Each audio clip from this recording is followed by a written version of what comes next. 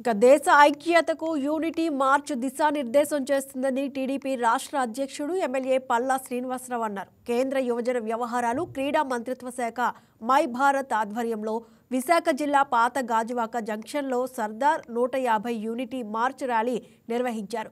ఈ ర్యాలీని పల్లా శ్రీనివాసరావు జెండా ఊపి ప్రారంభించారు. ఏక్ భారత్ ఆత్మ నిర్భర్ భారత్ లక్ష్యాలను సాధించేందుకు యువతలో ఐక్యత, దేశభక్తి పెంపొందించడానికి ర్యాలీ దోహదపడుతుందన్నారు. విద్యార్థులు, యువత మై భారత్ పోర్టల్లో తమ పేర్లను నమోదు చేసుకోవాలని పిలుపునిచ్చారు.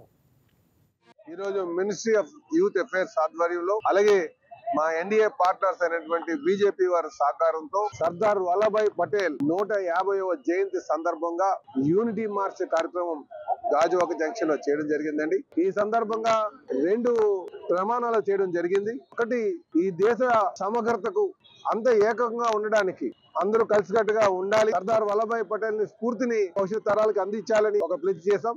మన భారతదేశంలో తయారయ్యేటువంటి మన కంపెనీస్ తయారు చేసినటువంటి వస్తువులు కూడా మనం వాడేటట్టుగా అందరూ కూడా ప్రమాణం చేయడం జరిగింది. ఎవరైతే ఈ దేశం కోసం త్యాగం చేసినటువంటి ఒక ఆలోచన ఉందో ఆ ఆలోచనకు అనుగుణంగా ఈ దేశంలో ఉన్నటువంటి ఇబ్బందికరమైనటువంటి వాతావరణం, అది ఇంటర్నల్ సెక్యూరిటీ కావచ్చు, ఎక్స్టర్నల్ సెక్యూరిటీ కావచ్చు, దీని బారిన నుంచి మళ్ళీ ఈ దేశానికి ఎటువంటి విఘాతం కలగకుండా చూసుకోవాల్సినటువంటి బాధ్యత మన అందరిపైన ఉంది అన్నది మనం గుర్తు చేస్తుందని కూడా ఈ సందర్భంగా తెలియజేస్తారు.